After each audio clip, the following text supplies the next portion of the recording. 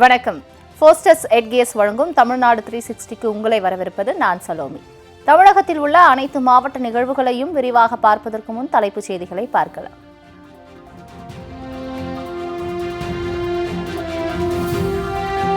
திண்டுக்கல்லில் ரயில்வே சுரங்கப்பாதை அமைக்கும் பணி மெத்தனமாக நடைபெறுவதாக புகார். ரயில் பாதையை கடக்க முடியாமல் பொதுமக்கள் கடும் அவதி.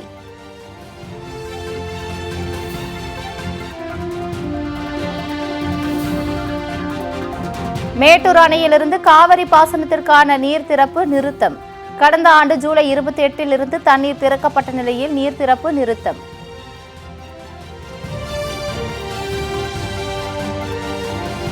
மயிலாடுதுறையில் ஆற்றங்கரையோரம் பன்றிகள் வளர்க்கப்படுவதால் சுகாதார சீர்கேடு. ஆய்வுக்கு சென்ற வட்டாட்சியரை முற்றுகையிட்டு பொதுமக்கள் வாக்குவாதம்.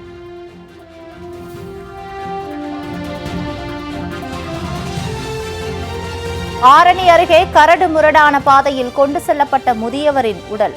சுடுகாட்டுக்கு செல்ல பாதை இல்லாததால் நேர்ந்த சோகம்.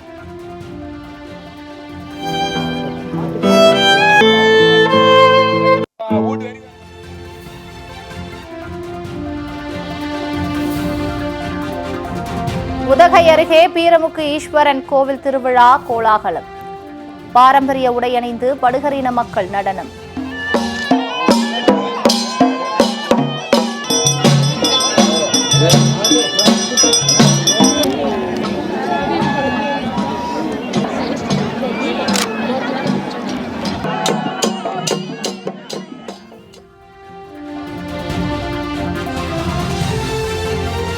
நாமக்கல்லில் பார்வை மற்றும் நடக்கும் திறனை இழந்து வாடும் மூதாட்டி.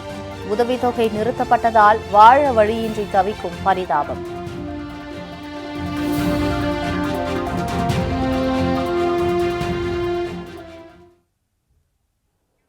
இனி விரிவான செய்திகளை பார்க்கலாம். திண்டுக்கல்லில் ரயில்வே சுரங்கப்பாதை அமைக்கும் பணி 2 ஆண்டு காலமாக மெத்தனமாக நடைபெற்று வருவதாக புகார் எழுந்துள்ளது. திண்டுக்கல்லில் இருந்து சிலுவத்தூர் செல்லும் சாலையில் அடுத்தடுத்து 3 ரயில் பாதைகள் உள்ளன. இதனால் பொதுமக்களும் மாணவர்களும் திண்டுக்கல் நகருக்குள் வருவதற்கு மிகவும் சிரமம் அடைந்தனர். இதனைத் தொடர்ந்து அப்பகுதியில் உயர்மட்ட ரயில்வே மேம்பாலம் அமைக்கப்பட்ட நிலையில் ரயில் பாதைகளுக்கு இடையே உள்ள சுரங்கப்பாதை அமைக்கப்படவில்லை. குடியிருப்பு வாசிகளின் தொடர் போராட்டம் எதிரொலியாக அப்பகுதியில் தொடங்கிய சுரங்கப்பாதை அமைக்கும் பணி ஆமை வேகத்தில் நடைபெறுவதாக கூறப்படுகிறது. இதனால் கடும் சிரமத்திற்கு உள்ளான பாலகிருஷ்ணாபுரம் பகுதி மக்கள் சுரங்கப்பாதை பணியை விரைந்து முடிக்குமாறு கோரிக்கை விடுத்துள்ளனர். சிலுவத்தூர் ரோட்டிலே கட்டப்பட்டு வருகின்ற ரயில்வே மேம்பாலத்திற்கு கீழே சுரங்கப்பாதை அமைப்பதற்கான வேலைகள் பல்லாண்டு காலமாக நடைபெறாமல் கிடப்பில் போடப்பட்டுள்ளது. இதற்கு ஏதாவது நடவடிக்கை எடுக்கப்படுமா என்று பார்த்தால் இல்லை. பொதுமக்கள் அந்த வழியே செல்லக்கூடிய பொதுமக்கள் மிகுந்த சிரமம் அடைகின்றார்கள். இத்தனை கோடி ரூபாய் அரசு ஒதுக்கியும் கூட அந்த வேலைகளை செய்யப்படாமல் அப்படியே நிறுத்தப்பட்டு இருக்கின்றது. இது மக்களை பெரிய பாதிப்புக்குள்ளாகின்றது. அரசு உடனடியாக இதற்கு நடவடிக்கை எடுக்கப்பட வேண்டும் கோரிக்கை வைக்கின்றது. மேட்டூர் அணையிலிருந்து காவிரி டெல்டா பாசனத்திற்காக திறக்கப்பட்ட தண்ணீர் 184 நாட்களுக்கு பிறகு நிறுத்தப்பட்டது. மேட்டூர் அணையிலிருந்து திறக்கப்படும் தண்ணீரின் மூலம் சேலம், நாமக்கல், ஈரோடு, திருச்சி, தஞ்சாவூர், திருவாரூர் உள்ளிட்ட காவிரி டெல்டா மாவட்டங்களில் சுமார் 17 லட்சம் ஏக்கர் விளை நிலங்கள் பாசன வசதி பெறுகிறது. இந்நிலையில் ஆண்டுதோறும் டெல்டா பாசனத்திற்கு மேட்டூர் அணையிலிருந்து ஒவ்வொரு ஆண்டும் ஜூன் 12ஆம் தேதி தண்ணீர் திறக்கப்படுவது வழக்கம். கடந்த ஆண்டு மேட்டூர் அணையில் போதிய நீர் இருப்பு இல்லாததால் 45 நாட்கள் காலதாமதமாக ஜூலை 28ஆம் தேதி தண்ணீர் திறக்கப்பட்டது. 184 நாட்களுக்கு பிறகு நேற்று மாலை 6 மணிக்கு பாசனத்திற்கான நீர் திறப்பு நிறுத்தப்பட்டது. மேலும் மேட்டூர் அணையின் நீர்மட்டம் மாலை நிலவரப்படி 110.75 அடியாகவும் நீர்வரத்து 450 கன அடியாகவும் இருந்தது.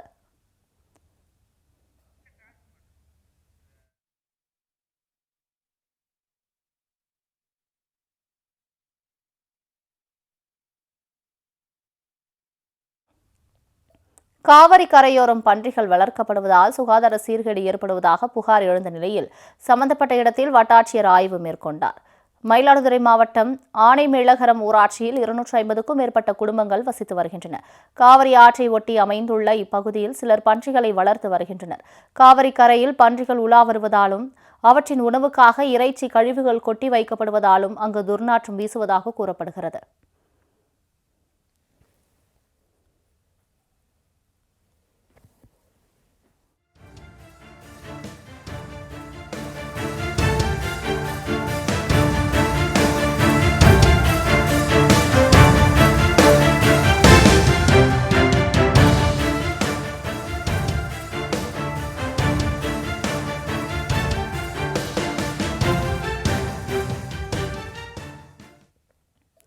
சுடுகாட்டில் பன்றிகள் கூட்டம் கூட்டமாக திரிவதால் இறந்தவர்களின் உடல்களை அடக்கம் கூட செய்ய முடியவில்லை என கூறப்படுகிறது. இதுகுறித்து அப்பகுதி மக்கள் அளித்த புகாரின் பேரில் மயிலாடுதுறை வட்டாட்சியர் விஜயராணி காவிரி கரையோரத்தில் ஆய்வு செய்தார். அப்போது அவரிடம் வாக்குவாதத்தில் ஈடுபட்ட பொதுமக்கள் பன்றிகளை அகற்ற நடவடிக்கை எடுக்குமாறு வலியுறுத்தினார். பிரேதம் புதைக்கிறது வழக்கம். இங்கே கொண்டாந்து பன்றியை கொண்டாந்து விட்டு வளர்த்துக்கிட்டு அதனால் நிறைய சுகாதார கேடு. ஒரு அரை மணி நேரம் கூட பிரேதத்தை புதைக்கிறதுக்கு நாங்கள் நிற்க முடியல. கோழி கழிவும் கொண்டாந்து கொட்டி அங்கே பன்றியை வளர்க்குறாங்க. அதனால் எங்களுக்கு மிகப்பெரிய அந்த சுடுகாடு பகுதியில் இருக்க மண்ணெல்லாம் அந்த பன்றி மூக்கால் நோண்டி எல்லாம் சரித்து அந்த வாய்க்கால் பாசன வாய்க்கால் துத்து பிடிச்சி. அதனால் அந்த பன்றியை அகற்றணும். குழந்தைகளுக்கு பன்றி காய்ச்சல், டெங்கு காய்ச்சல் வருது, சிக்கன் குனியெல்லாம் வருது. இந்த பன்றினால் பல்வேறு உயிர் இழப்புகளை நேரிடுறதுக்கு வாய்ப்பு இருக்குது.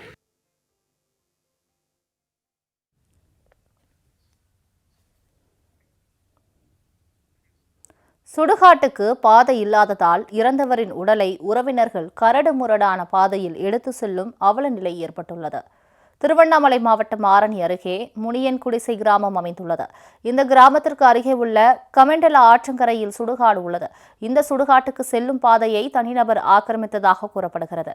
இதனால் முனியன்குடிசை கிராம மக்கள் 3 கிலோமீட்டர் சுற்றி சுடுகாட்டுக்கு செல்லும் நிலை ஏற்பட்டது. இந்நிலையில் முனியன்குடிசை கிராமத்தை சேர்ந்த சுப்பிரமணியன் என்ற முதியவர் காலமானார். இதனைத் தொடர்ந்து முதியவரின் உடலை அவரது உறவினர்கள் வயல்வெளிகள் மற்றும் நீர்நிலைகள் வழியாக சுமந்து சுடுகாட்டுக்கு எடுத்து சென்றனர். இனியும் இந்த அவலம் தொடராமல் இருக்க சுடுகாட்டுக்கு செல்ல பாதை அமைத்து தருமாறு மாவட்ட நிர்வாகத்திற்கு பொதுமக்கள் கோரிக்கை விடுத்துள்ளனர். சிவகங்கை அருகே தார் சாலை அமைக்கும் பணி கிடப்பில் போடப்பட்டதால் பொதுமக்களும் மாணவர்களும் கடும் சிரமத்திற்கு உள்ளாகியுள்ளனர். சிவகங்கை மாவட்டம் பட்டமங்கலம் அருகே தவசேந்தல்பட்டி கிராமத்திற்கு செல்லும் சாலை சேதமடைந்து குண்டும் குழியுமாக இருந்தது. கிராமப்புறங்களிலிருந்து நகருக்கு செல்லும் மாணவர்களும் கூலி தொழிலாளர்களும் இந்த சாலையை பயன்படுத்தி வருகின்றனர். இந்நிலையில் கடந்த 6 மாதங்களுக்கு முன்பு தவசேந்தல்பட்டி கிராமத்தில் சாலையில் புதிய தார் சாலை அமைக்கும் பணி தொடங்கியது. ஜல்லிக்கற்கள் கொட்டப்பட்டதைத் தொடர்ந்து சாலை அமைக்கும் பணி கிடப்பில் போடப்பட்டதாக கூறப்படுகிறது. இதனால் தவசேந்தல்பட்டி சாலையில் தூசி துகள்கள் பறப்பதால் வாகனங்கள் செல்ல முடியாத நிலை ஏற்பட்டுள்ளது. இதுகுறித்து பலமுறை புகார் அளித்தும் மாவட்ட நிர்வாகம் எந்த நடவடிக்கையும் எடுக்கவில்லை என்று கிராம மக்கள் குற்றம் சாட்டுகின்றனர்.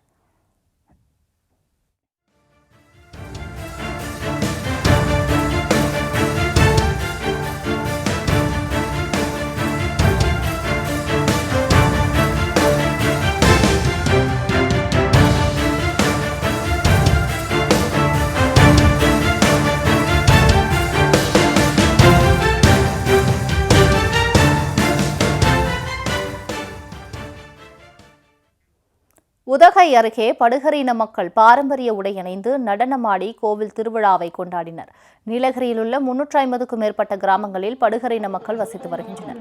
இவர்கள் இன்றளவும் கலாச்சாரம் மற்றும் பாரம்பரியத்தை பின்பற்றி வருகின்றனர். இந்நிலையில் உதகை அருகே எப்பநாடு கிராமத்தில் உள்ள பீரமுக்கு ஈஸ்வரன் கோவிலில் ஜனவரி மாத திருவிழா நடைபெற்றது. இதனையொட்டி எப்பநாடு, தொரஹட்டி, துணேரி உள்ளிட்ட கிராமங்களைச் சேர்ந்த படுகர் இன மக்கள் கோவிலில் வழிபாடு செய்தனர்.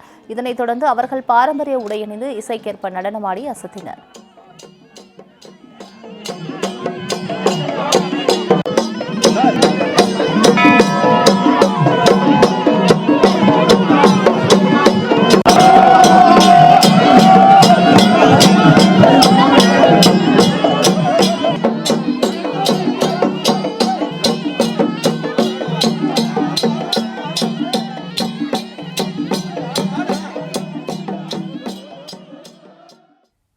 சேலத்தில் பட்டியில் அடைக்கப்பட்டுள்ள ஆடுகளை கடித்துக் கொள்ளும் மர்ம விலங்கை வனத்துறையினர் தேடி வருகின்றனர். சேலம் மாவட்டம் காடியாம்பட்டி தாலுகாவுக்கு உட்பட்ட தீவட்டிப்பட்டியில் கவுண்டப்பன் என்ற விவசாயி செம்மறி ஆடுகளை வளர்த்து வருகிறார். இவரது பட்டிக்குள் புகுந்து மர்ம விலங்குகள் ஆடுகளை கடித்து குதறியது. இதில் 8 ஆடுகள் உயிரிழந்த நிலையில் 5 ஆடுகள் பலத்த காயமடைந்தன. தகவல் அறிந்து அங்கு சென்ற வனத்துறை அதிகாரிகள் மர்ம விலங்கை தேடி வருகின்றனர். கடந்த வாரம் மூக்கனூர் பகுதியில் மர்ம விலங்கு ஆடுகளை கடித்துக் கொன்ற நிலையில் தற்போது தீவட்டிப்பட்டியிலும் அதே சம்பவம் நடைபெற்று விவசாயிகளிடையே பெரும் அச்சத்தை ஏற்படுத்தியுள்ளது.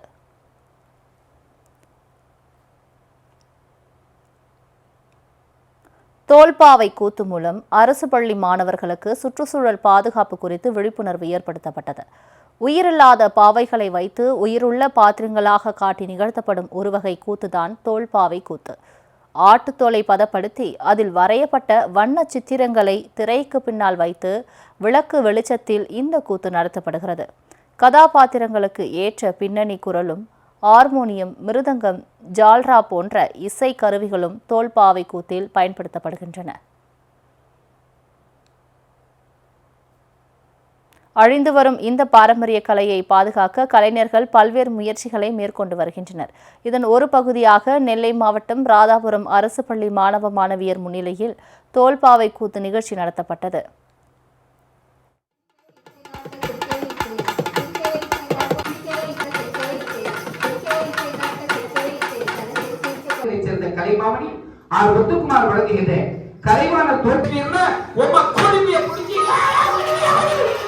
பொண்ணும் பெண்ணும் கைகளை நன்றாக சோப்பு போட்டு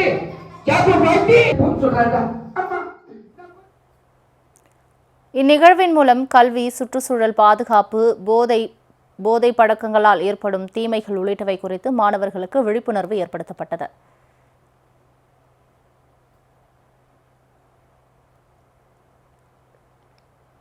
பழங்கள் மற்றும் விலங்குகளின் பெயர்களை அடையாளம் காட்டி 2.5 வயது குழந்தை இந்தியா புக் ஆஃப் ரெக்கார்ட்ஸ் புத்தகத்தில் இடம் பிடித்துள்ளது. திருவாரூர் மாவட்டம் திருத்துறைப்பூண்டியை சேர்ந்த கிளின்டன் மான்சி மரியா தம்பதிக்கு யூசிவா என்ற 2.5 வயது பெண் குழந்தை உள்ளது. பிறந்த 6 மாதத்திலேயே இவர்களது குழந்தைக்கு அதிக நினைவு திறன் இருந்தது. கார்ட்டூன் மற்றும் விலங்குகளின் பெயர்களை டிவியில் பார்த்து யூசிவா கூறியதைக் கண்டு அவளது பெற்றோர்கள் ஆச்சரியமடைந்தனர். இதனைத் தொடர்ந்து குழந்தைக்கு சிறப்பு நினைவு திறன் பயிற்சி அளித்த பெற்றோர்கள் இந்தியா புக் ஆஃப் ரெக்கார்ட்ஸ் நிறுவனத்திற்கு தகவல் தெரிவித்தனர். குழந்தை யுசிவா 2.5 நிமிடத்தில் 18 விலங்குகள், 5 பறவைகள், 13 பழங்கள், 8 வாகனங்களின் பெயர்கள் உள்ளிட்டவற்றை அடையாளம் காட்டினார். குழந்தை யுசிவாவின் அடையாளம் கண்டு நினைவுபடுத்துதல் திறன் இந்தியா புக் ஆஃப் ரெக்கார்ட் புத்தகத்தில் இடம்பெற்றுள்ளது. மேலும் இந்த சாதனைக்கான பதக்கம் மற்றும் சான்றிதழ் குழந்தைக்கு வழங்கப்பட்டது.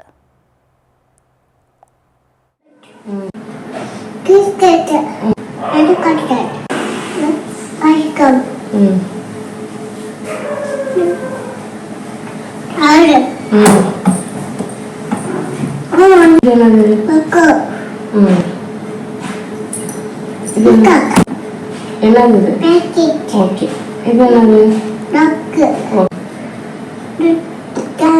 ஓகே. இது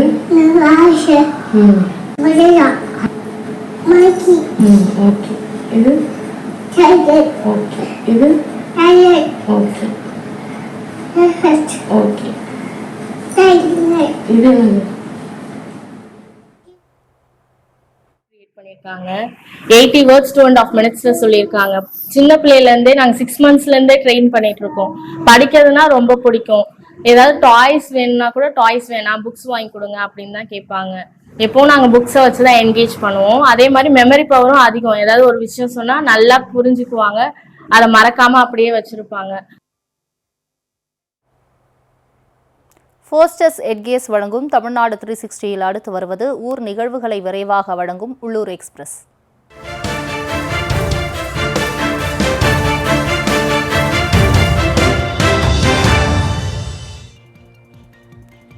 தென்காசி மாவட்டம் குற்றாலத்தில் போதைப் பொருளுக்கு எதிரான மனித சங்கிலி போராட்டத்தில் அரசு மகளிர் கல்லூரி மாணவிகள் பங்கேற்றனர். புதிய பேருந்து நிலையம் அருகே நடைபெற்ற மனித சங்கிலி போராட்டத்தை ஆட்சியர் கமல் கிஷோர் தொடங்கி வைத்தார். இதில் குற்றாலம் ஸ்ரீ பராசக்தி அரசு மகளிர் கல்லூரி மாணவிகள் 100க்கும் மேற்பட்டோர் கலந்து கொண்டு போதைப் பொருளுக்கு எதிரான வாசகங்கள் அடங்கிய பதாகைகளை ஏந்தியபடி கோஷங்களை எழுப்பினர்.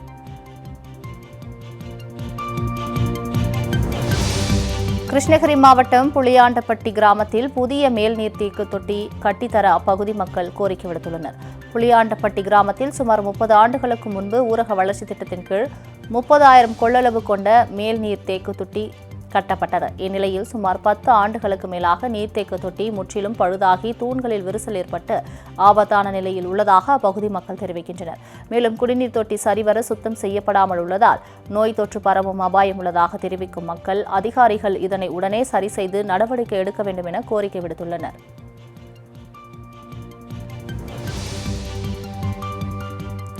திண்டுக்கல் மாவட்டம் கொடைக்கானலில் 2 காட்டெருமைகள் மோதிக்கொள்ளும் காட்சி சமூக வலைதளங்களில் வேகமாக பரவி வருகிறது. காட்டு விலங்குகள் அதிக அளவு வசித்து வரும் கொடைக்கானலில் சுற்றுலா தளமான ரோஸ் கார்டன் எதிரே 2 காட்டெருமைகள் ஒன்றோடு ஒன்று ஆக்ரோஷமாக மோதிக்கொண்ட காட்சி சமூக வலைதளங்களில் வேகமாக பரவி வருகிறது. மேலும் மக்கள் வாழும் பகுதியில் காட்டெருமைகள் அடிக்கடி மோதிக்கொள்வதால் அப்பகுதி மக்கள் அச்சமடைந்துள்ளனர்.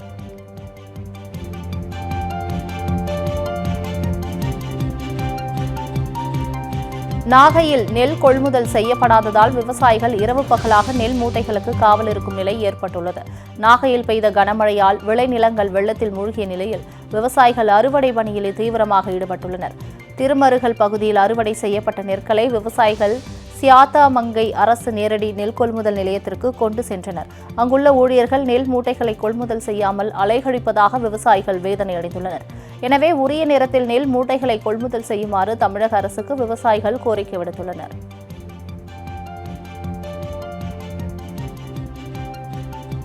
பல்லாயிரக்கணக்கான ஏக்கர் உள்ள நெல்லெல்லாம் இங்கே உங்களுக்கு ஸ்டாக் ஆகி நிற்க ஆரம்பிச்சிருச்சு.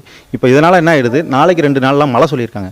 கண்டினியூவாக மழை பெஞ்சிட்டு இருக்கிறனால இப்போ நெல்லை கொள்முதல் பண்ணுறதுல ஹியூமினிட்டி வேறு பார்க்க சுச்சுவேஷன் இருக்குது. அந்த மாதிரி ப்ராப்ளம் இருக்கிறனால எங்களுக்கு நெல்லை கொள்முதல் பண்ணுறதுல எங்களுக்கு ரொம்ப ஸ்டக்காகி போயிட்டுருக்கு. இது எங்களால் எங்களுக்கு ஒன்றும் பண்ண முடியல. எங்களால் அடுத்த ஒரு ஸ்டெப்ஸுக்கு போக முடியல. அதனால் எங்களோட முக்கிய கோரிக்கை என்ன கேட்குறோன்னா, எங்களோட நெல்லை எவ்வளோ சீக்கிரம் ஒரு நாளைக்கு எவ்வளோ அதிகப்படுத்தி கொள்முதல் செய்ய முடியுமோ அதை செஞ்சு கொடுக்கணும்னு சொல்லி நாங்கள் கேட்டுக்கிறோம்.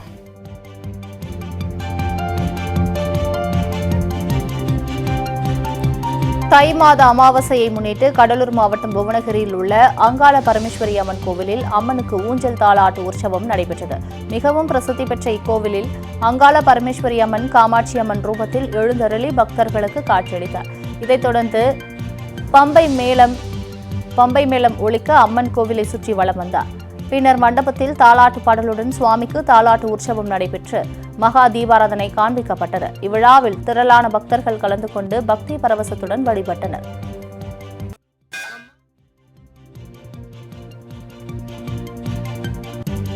புதுக்கோட்டை மாவட்டம் திருபுவனவாசல் பகுதியில் உள்ள தனியார் பள்ளியில் முன்னாள் மாணவர்கள் சந்திப்பு நிகழ்ச்சி நடைபெற்றது.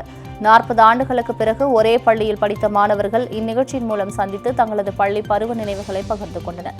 அப்போது தங்களது பள்ளியில் பணியாற்றி மறைந்த ஆசிரியர்களுக்கு முன்னாள் மாணவர்கள் அஞ்சலி செலுத்தினர். இதனையடுத்து அவர்கள் உணவை ஒருவருக்கொருவர் ஊட்டிவிட்டு அன்பை பரிமாறிக்கொண்டனர்.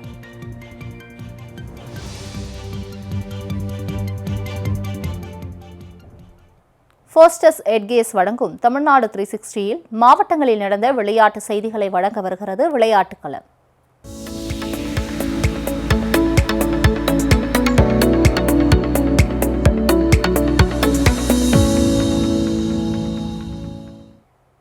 திருப்பத்தூரில் நடைபெற்ற இறுதிவிடும் விழாவில் முதலிடம் பிடித்த காளைக்கு 1 லட்சம் ரூபாய் ரொக்க பரிசு வழங்கப்பட்டது.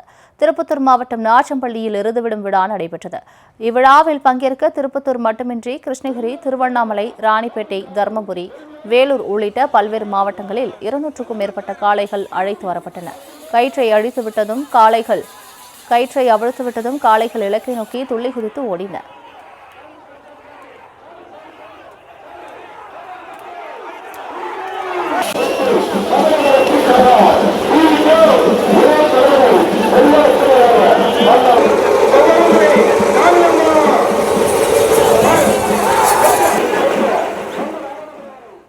போட்டி தூரத்தை குறைந்த நேரத்தில் கடந்த காளைகள் வெற்றி பெற்றதாக அறிவிக்கப்பட்டது. இதனைத் தொடர்ந்து முதலிடம் பிடித்த காளைக்கு 1 லட்சமும், 2ஆம் இடம் பிடித்த காளைக்கு 80,000மும், 3ஆம் இடம் பிடித்த காளைக்கு 70,000மும் ரொக்க பரிசாக வழங்கப்பட்டது. மேலும் இவ்விழாவில் மாடுகள் முட்டி 20க்கும் மேற்பட்டோர் லேசான காயமடைந்தனர்.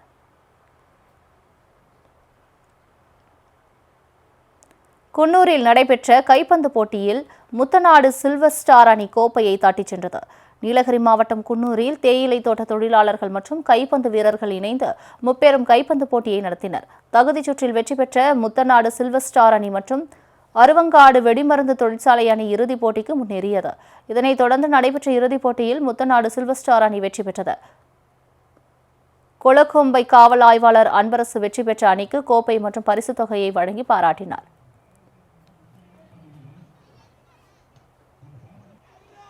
மயிலாடுதுறை அருகே பள்ளி கல்வித்துறை சார்பில் நடத்தப்படும் விளையாட்டுக்கள போட்டிகளில் 38 மாவட்டங்களைச் சேர்ந்த அணிகள் பங்கேற்றுள்ளன.